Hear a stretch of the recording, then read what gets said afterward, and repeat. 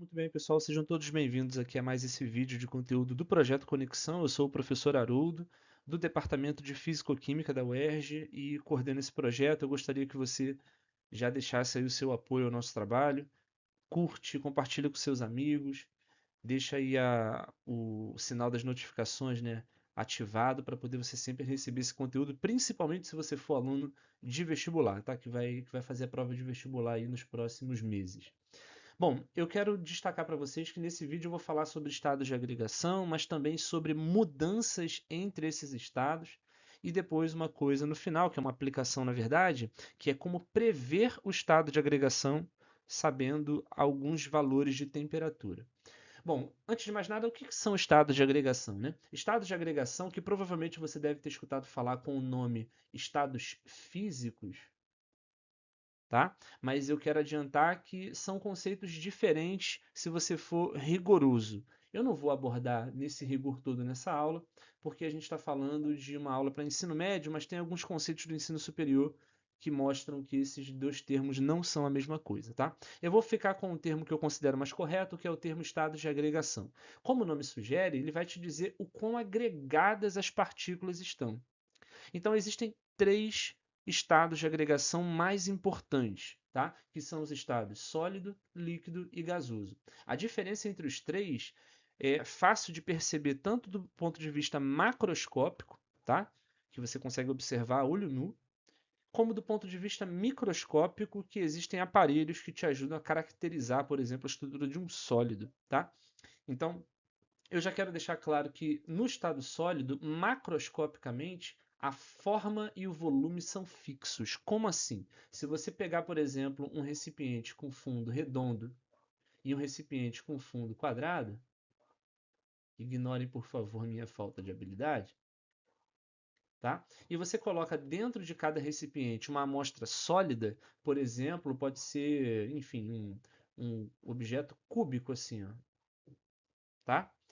Ele tem esse formato fixo e quando você transfere ele de um recipiente para o outro, esse formato não muda, é um formato realmente fixo, tá? A forma é fixa. Agora, isso não acontece no líquido, não é verdade? Quando você pensa no líquido e você tem aqui um pouco de água líquida, poderia ser qualquer um, né? Qualquer substância, mas vamos supor que a gente esteja falando de água. Quando você pega um pouco de água líquida e coloca dentro do recipiente com formato redondo, esse líquido assume o formato redondo. Ele assume o formato do recipiente que o contém. Quando você muda ele para um recipiente de fundo quadrado, ele vai passar a assumir o formato quadrado. Então, o formato do líquido não é fixo. A forma do líquido é variável. Tá? A forma do líquido é a forma do recipiente que o contém. Se você mudar, ele vai variando de formato. Tá? A mesma coisa acontece com o estado gasoso. Se você pensar aqui, por exemplo, num gás, a gente pode armazenar um gás num cilindro, assim, né? Ou então num cilindro que seja, enfim, maior, por exemplo. O gás tem uma característica muito interessante que os dois primeiros não têm, tá? O gás, ele tende a ocupar não apenas a parte de baixo do recipiente, como acontece aqui no líquido e também no sólido, mas ele tende a ocupar todo o volume do recipiente. Ou seja, se o seu recipiente tiver 2 litros, e você transfere o gás para um novo recipiente com 4 litros, primeiro ele vai assumir o formato do novo recipiente, então ele também tem forma variável, assim como o líquido, só que aqui tem um comportamento diferente. O volume do gás também é variável. Se antes ele tinha 2 litros, porque o recipiente tinha 2 litros, agora ele vai passar a ter 4 litros, porque o recipiente novo tem 4 litros. Ou seja, para um gás, tanto a forma como o volume são variáveis. São a forma e o volume do recipiente que está naquele momento, que o gás está contido naquele momento. No líquido, não. No líquido, a forma é variável, é verdade, mas o volume é fixo. Ou seja, o líquido você tem aqui 200 mililitros de água líquida dentro de um copo com fundo quadrado. Você transfere para um copo com fundo redondo, perdão, e transfere para um copo com fundo quadrado. Os mesmos 200 mililitros vão ficar no copo com fundo quadrado. Ou seja, o formato é variável, mas o volume é fixo. Tá? Então, resumindo essas observações, no estado de agregação que a gente chama de sólido, a forma é fixa e o volume é fixo, quando você transfere de um recipiente para o outro. Tá? Quando você pensa no líquido, a forma já é variável, passa a ser o formato do recipiente, mas o volume não muda. Tá? No estado gasoso, aí tudo muda. O formato passa a ser o formato do novo recipiente e o volume passa a ser o volume do novo recipiente. Tanto a forma como o volume são variáveis. Ok? Essas são observações macroscópicas, ou seja, observações que a gente consegue constatar a olho nu. Não precisa de nenhum experimento, nenhum aparelho, né, para poder, enfim, constatar esses fatos. Tá? Bom, quando a gente fala do mundo microscópico, o que faz o formato do sólido ser fixo, rígido, né? Isso tem a ver com a organização do mundo microscópico. Num sólido, as partículas que constituem as amostras sólidas, é verdade que tem vários tipos de sólido, mas eu vou ficar com um tipo específico, onde as partículas se organizam dessa forma que vocês estão vendo aqui, ó, de maneira bem padronizada. Existe uma ordem muito grande no mundo microscópico quando a gente fala de um sólido. Tá? Isso faz com que, por exemplo, as partículas estejam muito próximas umas das outras. Tá? As forças de atração que uma faz na outra aqui são muito intensas. Tá? E aí o resultado é que, por exemplo, essa partícula que eu estou pintando aqui em azul, ó, ela não tem muita liberdade para se movimentar, concorda comigo? Ela não pode ir para qualquer lugar. Talvez exista um certo grau de vibração lá no mundo microscópico, ela vai um pouquinho para a direita, um pouquinho para a esquerda, um pouquinho para cima, um pouquinho para baixo, mas ela não pode ir para qualquer lugar. Tá? O movimento dela é muito restrito. Okay? Quando a gente pensa no líquido, a coisa muda de figura. No líquido, as partículas estão um pouco mais distantes. Olha a separação que existe entre as partículas aqui. Ó. Ou seja, a força que mantém uma perto da outra, a força de atração, não é tão intensa como no sólido. Então, o que eu estou querendo dizer para vocês é que uma molécula no líquido, pelo fato de não ter ninguém aqui colado nela, né, ela pode se movimentar com mais liberdade do que num sólido. Tá? Então, a organização de um líquido é bem pequena quando comparada com a de um sólido. Aqui você tem alta organização e aqui baixa organização. Mas veja, eu não estou falando que não existe ordem. Líquidos têm uma certa ordem a curto alcance. Então, se você pensar nas vizinhanças de uma dessas moléculas, você deve encontrar uma certa semelhança com as vizinhanças de outra molécula que está um pouco mais distante. Tá? Não vai ser exatamente igual. Ou seja, quando a gente fala das vizinhanças de uma molécula, essas vizinhanças devem ser semelhantes de molécula para molécula, mas logo depois, ou seja, um pouquinho mais distante, essa ordem se perde. Tá? É uma ordem a curto alcance. Aqui não, aqui é uma ordem a longo alcance. Tá? Quando a gente fala de um gás ou de um vapor, eu já quero deixar isso claro para vocês, existem dois tipos de estado gasoso, gás e vapor. E eu vou diferenciar eles com vocês em breve, não agora, tá? Nos próximos slides aí. Então, quando a gente fala do estado gasoso, as partículas estão tão distantes umas das outras que as atrações, as forças que mantêm essas partículas unidas, são quase que nulas. E a gente pode até, em alguns casos, desprezar. No ensino médio, a gente sempre vai desprezar, como se essa partícula não enxergasse essa outra. Ou seja, não existe nenhuma força de atração. Isso é uma aproximação, mas é uma boa aproximação quando a gente fala do nível médio. Tá? Então, aqui eu coloquei fotos, imagens reais. Né? Então, você tem aqui água no estado sólido, que é o que vocês conhecem como gelo. Né? Tá? A estrutura microscópica do gelo, com as moléculas de água bem organizadas. Aqui você tem um copo com água líquida. Tá? E aqui você tem, não é, isso aqui é só um modelo, né? Não sei nem se tem como aqui, deixa eu ver. Tem, ó, eu coloquei uma espécie de videozinho, né? Ou seja, as moléculas têm uma certa liberdade para se movimentar, mas isso é só uma representação, tá, gente? Não é nada do mundo real, não. Isso aqui é apenas um modelo. E aqui eu vou desligar um pouquinho a câmera para dar para ver. Não vou conseguir porque aqui tá bloqueada essa ferramenta. Mas aqui atrás tem as partículas do gás, vou dar o play, tá vendo? Tem a movimentação muito grande das moléculas do gás aqui atrás da minha foto, tá? Então vocês podem ver que no estado gasoso as moléculas têm alta liberdade de movimentação. Isso aqui na verdade é um vapor, né? É o estado gasoso da água, vapor de água, tá? Um ponto interessante que eu queria já comentar aqui nessa imagem é que isso que vocês estão vendo, essa fumacinha que vocês estão vendo aqui, essa fumaça não é vapor d'água, tá? Que você observa na panela, que você observa no chuveiro elétrico, que você observa quando faz um café, por exemplo. Essa fumaça não é vapor d'água. O vapor d'água, na verdade, é invisível. Quando você fala, ao respirar mesmo, não precisa nem falar, você já está expirando, você já está colocando para fora do corpo via respiração vapor d'água. E você nem percebe, você nem observa nada. Né? Essa fumacinha você só observa saindo da sua boca quando você está num dia muito, muito, muito gelado. Todo mundo já deve ter passado por isso. Você está expirando e sai aquela fumacinha. Aquilo ali não é vapor d'água. Essa fumacinha aqui não é vapor d'água. Eu vou explicar isso também nos próximos slides, tá? Muito bem, eu vou aqui então. Então, continuando aqui a partir de mudanças de estado de agregação, eu já queria deixar claro com vocês que existem dois tipos de mudanças principais, né? Aquelas mudanças, sem falar de pressão por enquanto, tá, gente? Aquelas mudanças que ocorrem devido ao aumento de temperatura, ou seja, devido ao aquecimento, tá? Vou colocar em vermelho porque é uma cor quente, né? E eu vou dizer também que existem as mudanças que ocorrem devido à diminuição de temperatura, então devido ao resfriamento, tá? Essas três que eu estou marcando em vermelho aqui, a fusão, a sublimação e a vaporização, são as mudanças que ocorrem com o aumento de temperatura. E as três que eu estou colocando nessa cor meio azul esverdeada aqui embaixo, né, condensação barra liquefação, eu vou explicar a diferença em breve.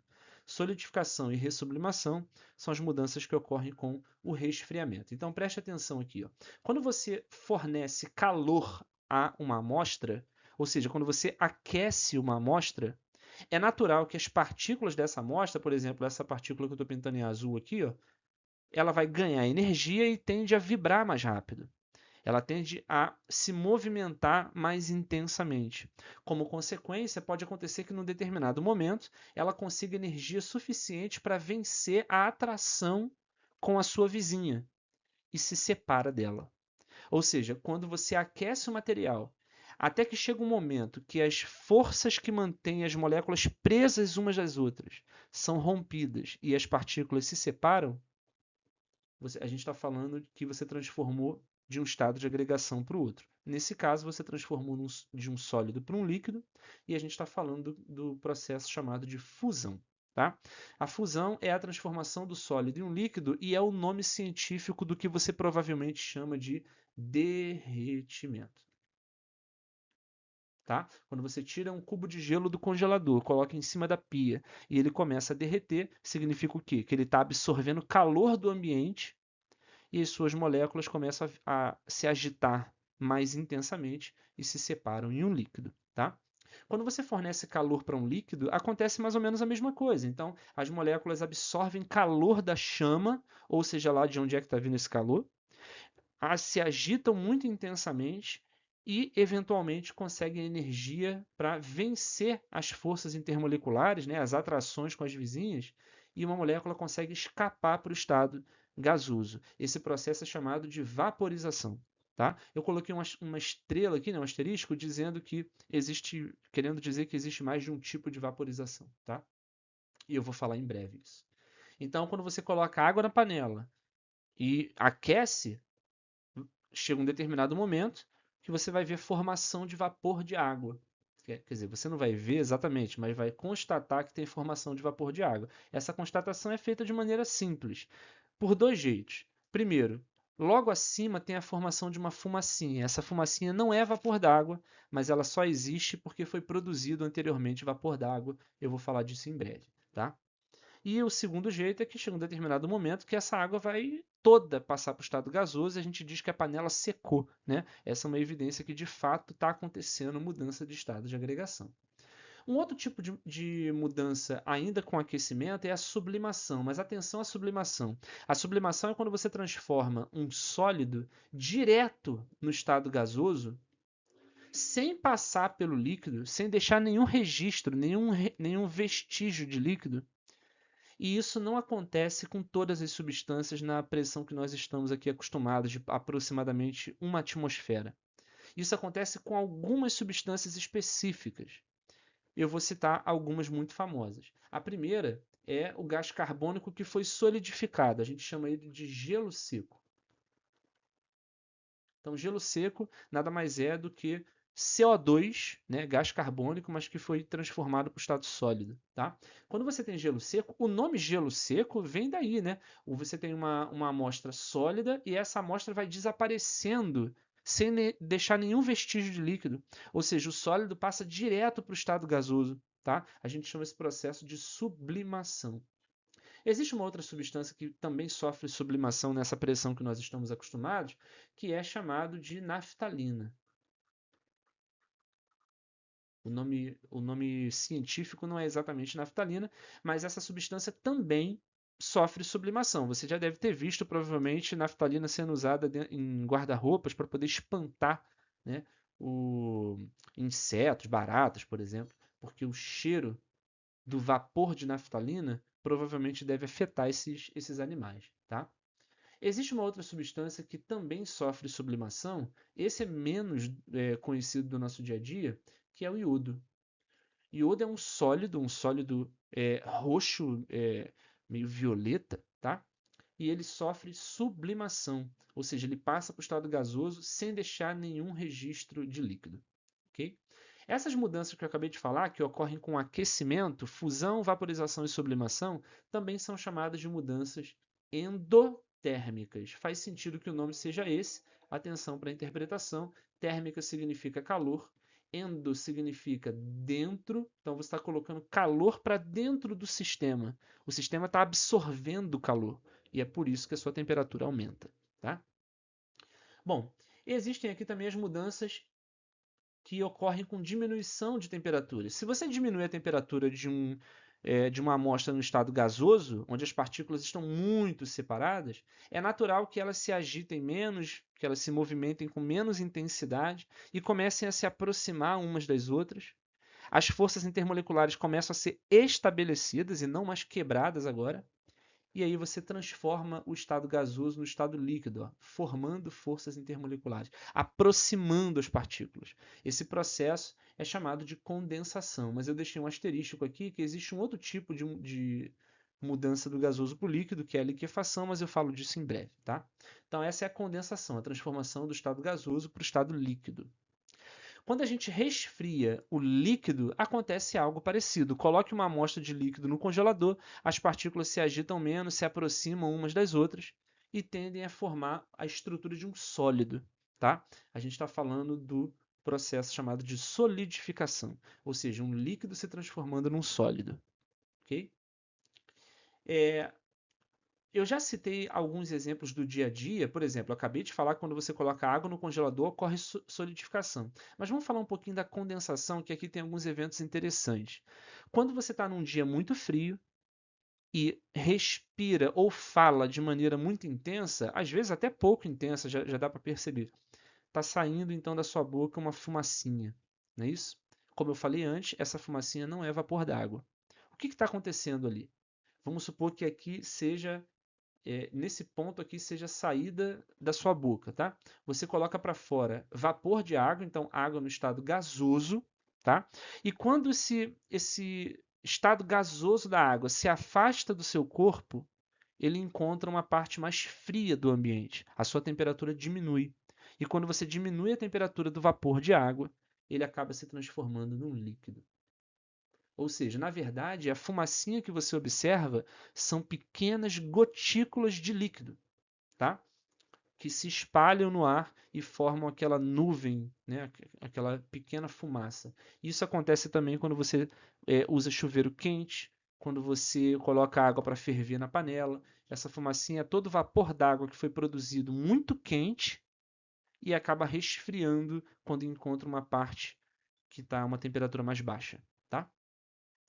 As mesmas substâncias que sofrem sublimação na pressão que nós estamos acostumados sofrem o processo contrário, ou seja, do estado gasoso direto para o estado sólido sem passar pelo líquido. A gente chama esse processo de, alguns livros chamam também de sublimação apenas, mas eu acho que é mais didático, o nome ressublimação, que aparece também em alguns livros. Só quero deixar claro que ou você coloca separado aqui com um hífen, ou então você adiciona mais um S, tá? Para ficar mais, para não ficar resublimação, né? A escrita correta seria com dois S, caso você coloque junto, ok? Muito bem. Nesse próximo slide, eu queria falar com vocês que existem dois tipos de estado gasoso. Um que a gente chama de gás, deixa eu marcar em vermelho para destacar aqui, né? Já está muito azul. Gás e o outro que é o vapor. Qual é a diferença do gás para o vapor? Os dois são estado gasoso, são formas diferentes do estado gasoso, tá?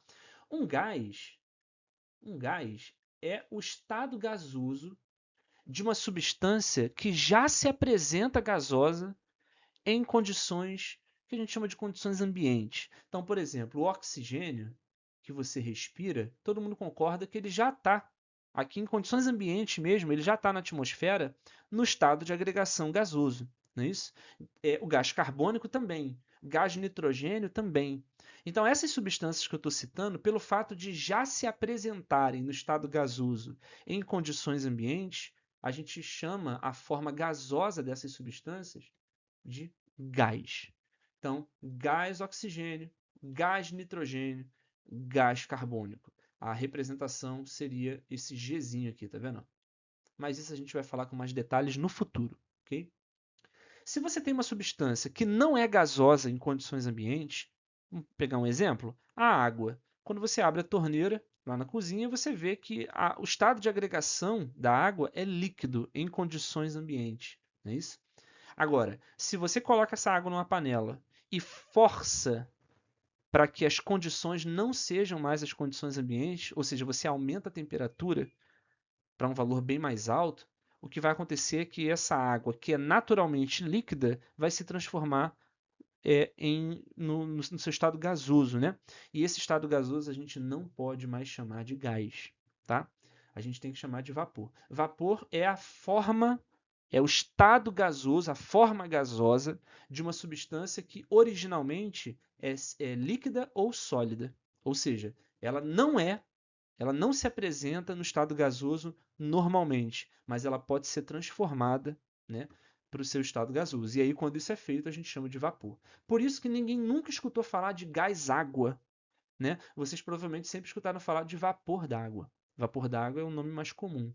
De fato, porque a água é um líquido, naturalmente ela pode ser transformada no estado gasoso, mais especificamente no vapor, né? Existem também os vapores de mercúrio, tá? Atenção com isso, porque o líquido que fica dentro dos termômetros desse tipo específico, que são os termômetros de bulbo, né?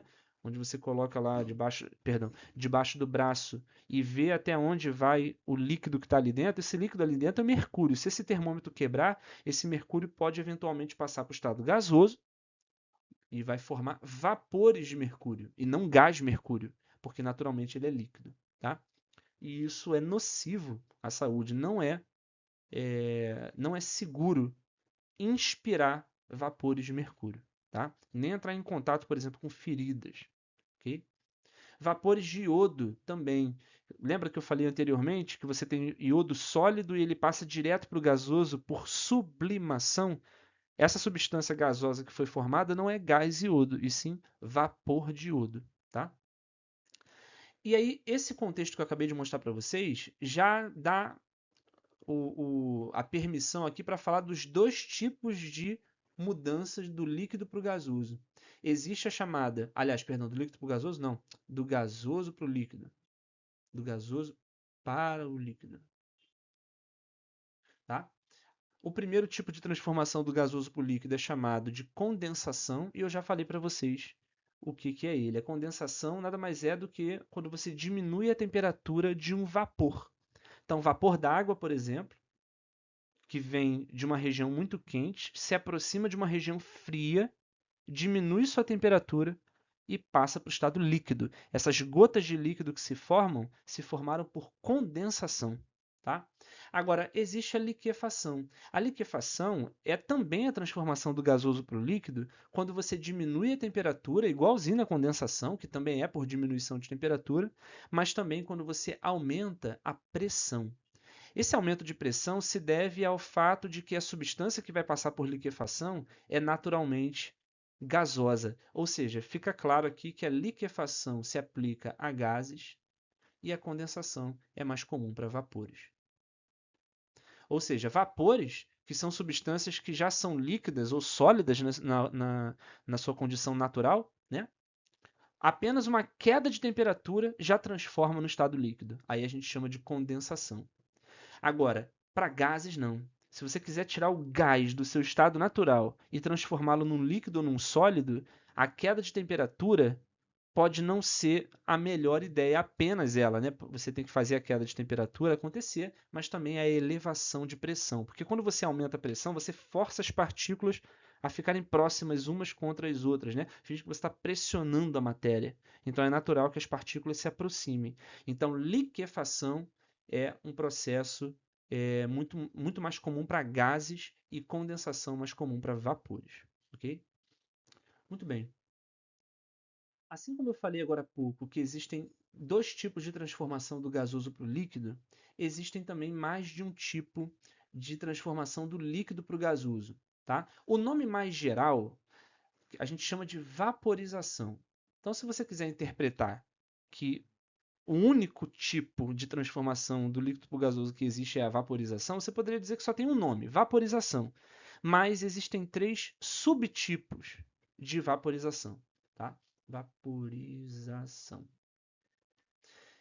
O primeiro tipo a gente chama de ebulição. O que é a ebulição, gente? A ebulição é quando você tem um líquido e você aumenta a temperatura desse líquido até chegar num determinado valor de temperatura, que a gente chama de temperatura de ebulição, ou ponto de ebulição, como às vezes é chamado. Então você aumenta a temperatura de um líquido até que chega nesse valor, e aí o líquido se transforma no estado gasoso, só que tem uma característica importante. Esse nome ebulição, ele vem de bolhas. Tem a ver com bolhas. Então a passagem do líquido para o gasoso ocorre com formação de bolhas, como você está vendo aqui nessa foto. Né? Repara que antes da temperatura de ebulição da água, que no caso é água, né? Antes da temperatura de ebulição da água, você não tem a formação de bolhas. Ou seja, não acontece ebulição quando a temperatura está abaixo da temperatura de ebulição. Tá? Agora, existe um outro tipo de vaporização também, em que a água não precisa, ou seja lá qual for a substância, né, não precisa estar nessa temperatura específica. Ela passa para o estado gasoso mesmo abaixo dessa temperatura, só que aí não vai ter formação de bolhas. Tá? A gente não pode chamar de ebulição, que é a chamada evaporação. A evaporação ocorre em qualquer temperatura, porque ela é um fenômeno superficial e, de certa forma, mais suave também. Então, as moléculas da superfície do líquido eventualmente conseguem se desligar e passar para o estado gasoso. Esse é um processo que ocorre de maneira não muito controlada. Tá? Então, se você tiver água, enfim, no chão, você deixou a água cair no chão, daqui a tanto tempo você vai ver que essa água secou. Não porque a temperatura chegou à temperatura de ebulição, na verdade todos nós morreríamos se isso acontecesse, né? O que acontece é que em qualquer temperatura as moléculas da superfície vão se desligando do líquido, tá? Esse processo a gente chama de evaporação. Se estiver ventando, isso também ajuda, porque o próprio vento, as moléculas do ar que estão em movimento, arrastam moléculas de água da superfície. Isso acontece, tá? Então, ebulição ocorre formação de bolhas e apenas em uma temperatura específica da substância chamada temperatura ou ponto de ebulição. A evaporação não, a evaporação ocorre em qualquer temperatura e apenas na superfície do líquido. Aqui na ebulição é em todo o corpo do líquido, né, que tem a formação de bolhas. Aqui na evaporação é apenas na superfície do líquido que ocorre a evaporação, tá? E existe um terceiro tipo de vaporização também, que é a chamada calefação. A calefação é o que acontece quando você deixa cair um pouquinho de água na superfície de uma frigideira muito quente. Você provavelmente deve saber, ou já deve estar até fazendo aí o barulho que a água faz quando toca numa superfície muito quente. Né? Esse barulho é o barulho da calefação. Ou seja, a calefação é a mudança do líquido para o gasoso, é o tipo de vaporização instantânea e provocada pelo choque térmico, tá? É o que a gente chama de calefação. Muito bem. Para finalizar esse tópico, eu queria dizer para vocês sobre duas propriedades chamadas de propriedades de mudança de fase, temperaturas de mudanças de estado. Então, existe a temperatura na qual o sólido vira um líquido, que a gente chama de temperatura de fusão ou ponto de fusão, é um tipo de temperatura de mudança de fase. E existe também a temperatura ou ponto de ebulição, que é a temperatura na qual o líquido se transforma no estado gasoso. Tá? O ponto de fusão e o ponto de ebulição, atenção a essa informação. Duas substâncias iguais, perdão, duas substâncias diferentes jamais podem ter o mesmo ponto de fusão e de ebulição desde que a pressão seja a mesma. Né? Então, por exemplo, a água tem um ponto de fusão e um ponto de ebulição. No caso da água, 0 graus Celsius e 100 graus Celsius, se você estiver falando da pressão no nível do mar. Ok? Quando você fala de álcool, o ponto de fusão do álcool, já não me lembro de cabeça, mas o ponto de ebulição do álcool é 78 graus Celsius aproximadamente, 79 talvez. Depende do álcool também que a gente está falando. Estou falando do etanol, tá? Então, repara que o ponto de ebulição da água e do etanol muda, não é a mesma coisa de um para o outro. Isso indica que o ponto de ebulição é o que a gente chama de propriedade específica das substâncias.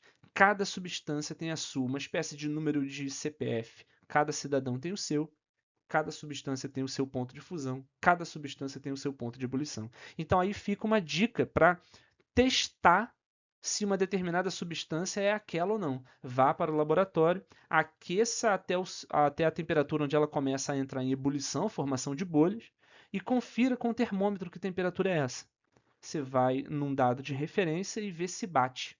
Se bater, é porque é a substância que você está falando, que você está, enfim, suspeitando que seja. Tá? Por exemplo, água. Pegue uma amostra de água, coloque num copo, aqueça, numa panela, aqueça, coloque um termômetro, tá? No copo não, né? Numa panela. Coloque um termômetro e você vai ver que a temperatura é aproximadamente 100 graus Celsius. Isso é um indício de que você está falando de água.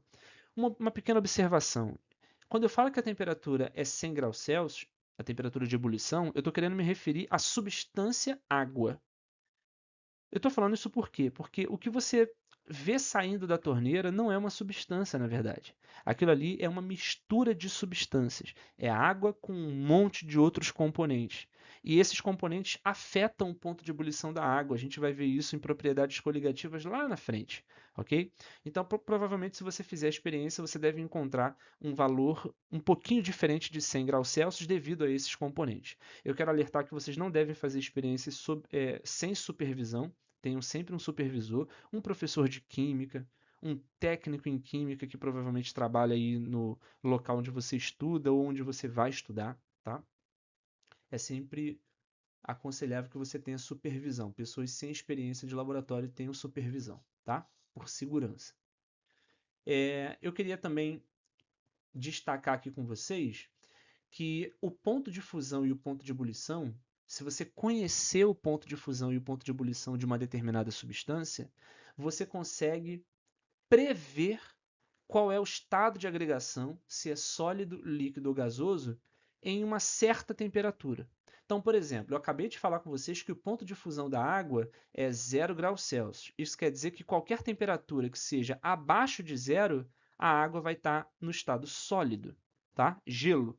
Se a temperatura for um pouco acima de 0 graus Celsius, a gente está falando de água no estado líquido, tá? E ponto de ebulição da água, lembram? 100 graus Celsius no nível do mar, tá, gente? Abaixo de 100 graus Celsius, a água, um pouquinho abaixo aqui, é um líquido, e um pouquinho acima de 100 graus Celsius, a água já está no estado gasoso. Então, se eu te falar a temperatura do ambiente, vamos supor que a temperatura do ambiente, vamos supor que você esteja, por exemplo, em Bangu, no verão do Rio de Janeiro. A gente está falando de uma temperatura aproximadamente de 43 graus Celsius, 45 graus Celsius. Já aconteceu. Então, quer dizer, nessa temperatura, você vai se perguntar: 43 é menor do que zero, está entre o zero e o 100, ou é maior do que 100? Todo mundo concorda que o 43 está entre o zero e o 100. Né? Ele é maior do que zero e menor do que 100. Está nesse trecho central aqui. Ó. Então, a água, nessa temperatura, se apresenta no estado líquido. Alguém poderia brincar, não, Bangu é muito quente, ela já está no estado gasoso. Não, ela é líquida, mas é claro que essa temperatura alta do dia faz com que a evaporação seja intensificada, tá? Então, sim, ocorre formação de vapor, mas a água ainda é um líquido, tá? Se você estiver falando, por outro lado, da temperatura ambiente da Suécia no inverno sueco, então a temperatura pode chegar a menos 25 graus Celsius, possivelmente até menos do que isso, tá? Para quem conhece aí, deve saber os valores mais precisos, tá? Então, menos de 25 graus Celsius, você vai se perguntar, menos 25 é abaixo de zero, é entre 0 e 100 ou é maior do que 100? Todo mundo concorda que menos de 25, pelo fato de ser um número negativo, é abaixo de zero. Então a gente está falando que o estado de agregação da água nesse ambiente é o estado sólido. Tá? A água se apresenta como um gelo, como possivelmente você já deve ter visto nas redes sociais, ou no YouTube, ou em filmes, que o dia amanhece com tudo congelado nesses países. Né? Muito bem. Se você estiver falando, por outro lado, de um ambiente onde a temperatura passe de 100, por exemplo, a temperatura de 200 e poucos graus Celsius, vamos supor, a temperatura de um planeta aí qualquer. A superfície de alguns planetas pode passar, inclusive, temperaturas mais altas do que essa, porque estão muito perto de suas estrelas. Então a temperatura é muito alta e certamente a água líquida, dependendo da pressão, claro, né? Mas considerando que a pressão seja mais ou menos essa que nós estamos aqui, a água líquida não vai existir nesse planeta. Por quê? Porque 220 graus Celsius não é nem menor do que zero e nem entre 0 e 100. Já passou, está aqui nesse lado direito, é maior do que 100. Então a água já passou do ponto de ebulição, ela já passou para o estado gasoso. Tá? Então isso é interessante. Você consegue, se você souber o ponto de fusão e o ponto de ebulição e a temperatura ambiente, você consegue prever o estado de agregação. Vamos finalizar com uma substância aqui aleatória que possivelmente nem existe, mas é só para a gente treinar, tá? Vamos supor que o ponto de fusão de uma determinada substância seja de, enfim, menos 50 graus Celsius. E o ponto de ebulição dessa mesma substância seja de, enfim, 136 graus Celsius. Tá? Quero saber qual é o estado de agregação dessa substância hipotética nos três ambientes que eu vou colocar aqui. Ó. Ambiente 1, onde a temperatura é de menos 200 graus Celsius. Ambiente 2, onde a temperatura é de 375 graus Celsius. Tá? E no ambiente 3, onde a temperatura é em torno de 100 graus Celsius. Tudo bem? Quando você pensa nesse primeiro ambiente, todo mundo concorda que menos 200 está antes do menos 50. Ou seja, menos 200 é menor do que menos 50. Não se esqueça que são números negativos. Então, quanto mais longe do zero, menor é o número negativo. Então, menos 200 está mais longe do zero do que menos 50, concorda? Então, menos 200 é menor do que menos 50. A gente está falando que essa substância é sólida nessa temperatura extrema, né? Quando a gente pensa que nessa temperatura de 375 é superior a 136, concorda comigo? Então já passou do ponto de ebulição. Essa substância então se apresenta nesse ambiente no estado gasoso. Tá? Quando você pensa em 100 graus Celsius, você há de convir comigo que 100 graus Celsius é maior do que menos 50, até porque ele é um número positivo, e menor do que 136. Então essa substância se apresenta no estado líquido. Tá certo? Para finalizar, e se a gente pensasse no ambiente 4, onde a temperatura seja exatamente 136 graus Celsius? Ou seja, ela é exatamente o valor do ponto de ebulição. Nesse caso, quando o ambiente está na mesma temperatura que a temperatura de mudança de fase, né, que nesse caso aqui é o ponto de ebulição, então a gente diz que existe um equilíbrio entre o estado líquido e o estado gasoso. Ok?